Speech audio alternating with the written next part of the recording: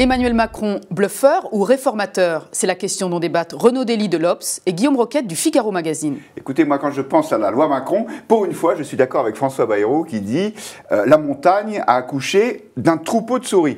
C'est-à-dire que cette loi qui est supposée réformer l'économie française, débloquer, déverrouiller tout ce qui empêche notre pays d'avoir de meilleures performances, c'est en fait une espèce de patchwork avec un certain nombre de mesures dont on peut discuter une par une, mais qui n'est à mon avis sûrement pas la mère de toutes les réformes. Alors, est-ce que Macron a bluffé? Non, je pense qu'Emmanuel Macron serait volontiers allé beaucoup plus loin, mais il avait en face de lui le marchand de sable en chef, François Hollande, qui lui a dit fais attention, un groupe socialiste qui ne veut pas qu'on touche de trop près à tout ce qui ressemble à une loi sociale, je pense en particulier au travail du dimanche.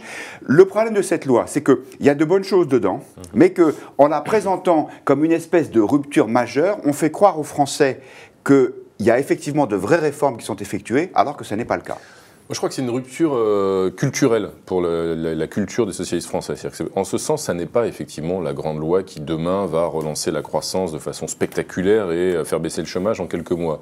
En revanche, d'un point de vue culturel, ça participe de la mutation, de la métamorphose progressive effectivement du socialisme français, qui se tourne, on l'a vu avec l'adoption de la charte des socialistes la semaine dernière, un peu plus vers l'écosocialisme, l'écologie, et c'est d'intégrer cette dimension-là, et puis une forme de pragmatisme social-libéral.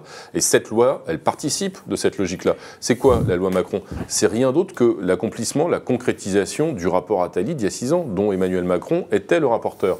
Donc on peut effectivement dire, c'est pas un grand soir libéral. Enfin, je veux quand même vous rappeler, Guillaume, que c'est encore un gouvernement de gauche qui est au pouvoir. Donc effectivement, moi je suis pas, ça ne m'effraie pas que nous n'ayons pas un grand soir ultra-libéral. C'est pas non plus la mission de ce gouvernement. Mais pour autant, cette loi, tout en débloquant des petites choses, en débloquant des petits dossiers, elle a un caractère à la fois pragmatique et culturellement, me semble-t-il, intéressant par rapport à cette évolution de l'ADN socialiste.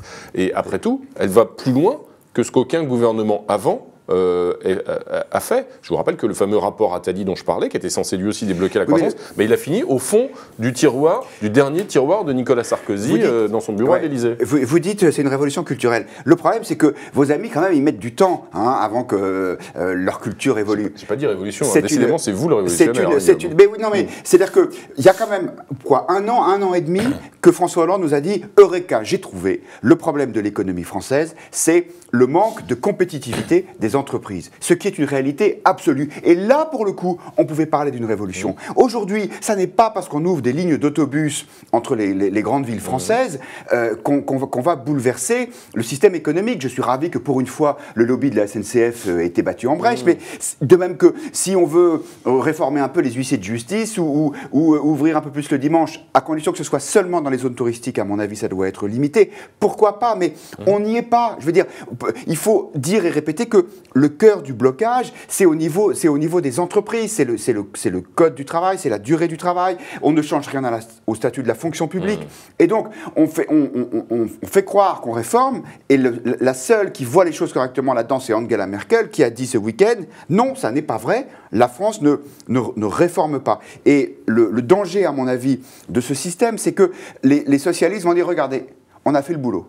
Donc on a eu quelques petits changements, on a redonné un peu d'argent aux entreprises avec le crédit d'impôt compétitivité emploi, et ensuite, parce qu'il aura peur de s'attaquer frontalement à sa majorité, François Hollande ne fera plus rien, et encore une fois, moi ça m'inquiète pour le pays, plus que pour sa santé politique. Je crois que vous êtes un peu injuste avec François Hollande, pour le coup, parce que quand on voit la situation politique qui est la sienne, son impopularité et la façon dont il est contesté, y compris par une partie de sa majorité, sur le fond et sur le court social-libéral de ces réformes, on ne peut pas l'accuser de ne pas prendre des risques, y compris par rapport à sa propre majorité. Pour ce qui est de la loi Macron, je ne pense pas que ce soit une révolution, comme vous l'avez dit, mais moi je ne suis pas révolutionnaire, visiblement vous l'êtes, mais pas moi. Je pense que dans le cours du réformisme social-démocrate, c'est intéressant. On peut dire, certes, qu'il ne va pas assez loin, c'est normal que la droite dise ça. De l'autre côté, on a ceux qu'on appelle les frondeurs, qui sont les deux pieds sur le frein et qui hurlent tout de suite à la trahison. Moi je trouve que quand quelqu'un est attaqué comme ça de part et d'autre, à droite et à gauche, pour des raisons diamétralement opposées, c'est peut-être qu'il n'est pas si mal positionné. Et que ce positionnement-là, qui est certes pragmatique, qui est prudent, mais qui en même temps va dans la bonne direction, surtout vu de là où on vient ou de là où on ne vient pas, puisqu'on sort effectivement, et pas uniquement sous le quinquennat Sarkozy, c'était le cas aussi précédemment, de décennies de droite comme de gauche, de blocage et d'immobilisme total des structures de l'économie française. Je pense que c'est un petit pas, ou un pas moyen, on va dire, mais qui va dans une direction qui est intéressante. Après, effectivement, je ne suis pas favorable, et le gouvernement de gauche n'est pas favorable à l'éradication de la fonction publique, à la suppression, on n'éradique pas, à la suppression du code du travail, statut de l'emploi à vie. ou à faire des autodafés avec le code du travail. Effectivement, c'est pas le projet, mais ça, je ne doute pas que Nicolas Sarkozy le promettra pour 2017.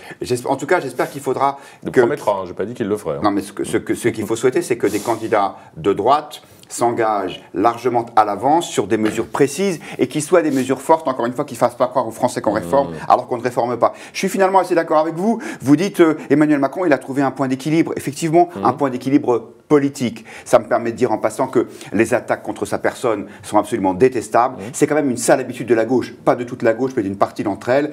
Je me retrouvais l'autre jour sur un plateau de télévision où, j'ouvre une parenthèse, où Jacques Attali, intellectuel soi-disant respectable, disait « Les gens qui ne sont pas d'accord avec moi sentent le moisi ».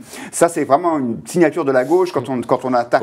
On attaque les personnes plutôt que les idées. Mais vous n'avez jamais fait ça. Absolument. Mais je pense qu'avec ces mesures, en fait, la gauche gagne du temps. Elle gagne du temps, elle manœuvre un petit peu comme avec ses projets de budget qu'elle ne respectera pas. Donc ça permet d'éviter que Bruxelles nous sanctionne. Mais encore une fois, c'est encore du temps perdu pour l'économie. La sincérité des gens de gauche et même des gens de droite et de beaucoup de gens de droite. Je crois à la sincérité. Je pense que la sincérité de la démarche réformiste n'est pas absurde. Il faut faire preuve de prudence aussi au vu de la situation politique et sociale du pays. Ça ne me paraît pas illégitime. Je ne suis pas révolutionnaire. Ne vous en déplaise, Guillaume.